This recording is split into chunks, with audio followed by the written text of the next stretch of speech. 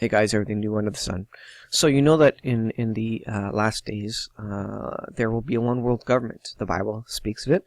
There will be a one world leader, and there will be a cashless society.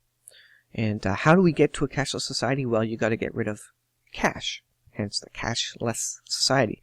Pretty obvious, I know.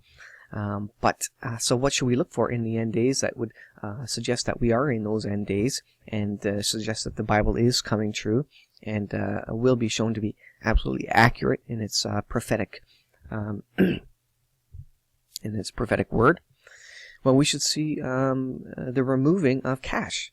Now, in Canada, we've got rid of the penny because it's not worth it to the economy to have it anymore. I think they've got rid of large banknotes here already. I forget actually, whether we got rid of the $1,000 bill or whatever here.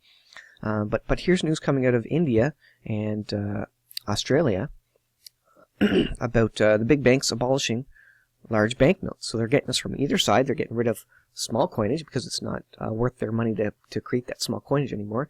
They're getting rid of large denominations because they say it supports theft, and they want to keep everything digital. They want to squeeze you into the digital realm. They want to move everybody into the digital realm. So how do you do that? You remove fiat currency from both sides, from the small denomination and the large denomination side, for various reasons, and they're all very valid, good reasons. But that's what they're doing. They're squeezing out the people who actually still use cash, because the eventual move is a move to a cryptocurrency, probably a digital currency.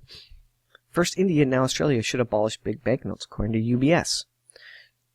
And this has caused problems in India because they got rid of the large banknotes.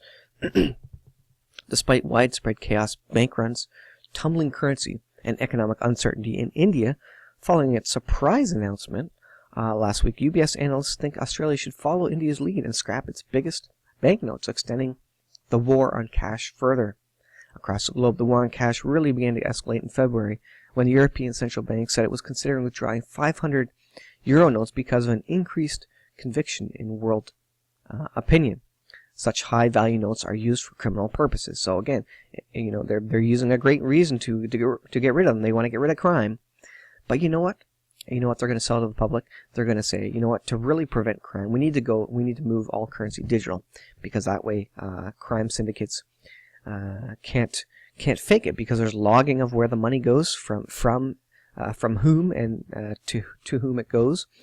And so law enforcement, governments can fully track where money goes. So you can't buy drugs on the street, for example, because the banks will know exactly who you're sending money to and from, and generally for what as well. As a reminder, here's what happened in India this week after they abolished large denomination banknotes.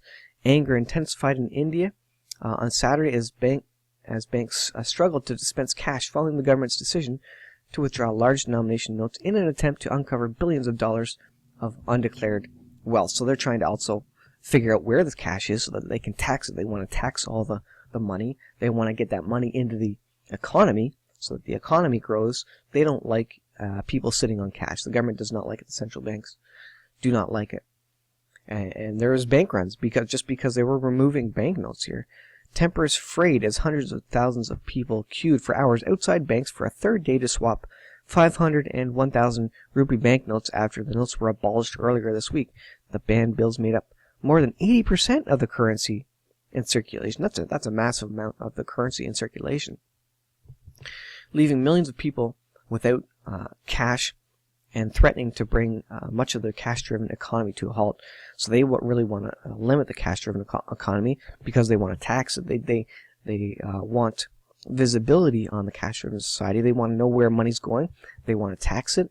They want to ensure people aren't sitting on cash in their banks or in their pillows, underneath their beds, because that money is not being used to drive the economy forward. They want all the money in banks so that the banks can make interest off it, and so that they know what's happening, what's going where. It's a great excuse to say that it's going to limit crime, and for sure it will. But the greater implication, obviously, is the prophetic implication that shows us moving towards a one-world currency and a mark of the beast technology where all fiat currency is removed, absolutely, and we're just left with a digital currency of some sort, and the mark of the beast, of course, is set up so that no man can buy or sell. You can't go into the markets anymore unless you have this mark of the beast, and you have to pledge allegiance to the one world leader effectively at that time. So it's going to get a lot worse. We're not quite there yet, but we can see this moving along, and there's a continued move to get rid of fiat currency, fiat, cash, and this is what's going to happen, and we fully expect it to happen as well. So in the end days, and I think it's spoken of in Revelation and some other chapters as well, about the move to get rid of to get rid of cash. The move to get rid of cash is implied basically in the mark of the beast, one world leader, and likely what will bring us there, what will actually really push us over the edge there, is an economic collapse that renders all fiat cash, specifically U.S. because they're the world reserve currency. It will render it null and void, render it useless when the economy finally crashes, and it pretty much has to crash. Because the economy of the world can't sustain all the credit, all the debt out there that has accumulated, because no one can ever pay it back. So I will leave it there, guys. Thanks for watching.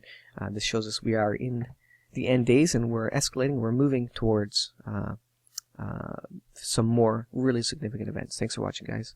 We'll see you in the next video.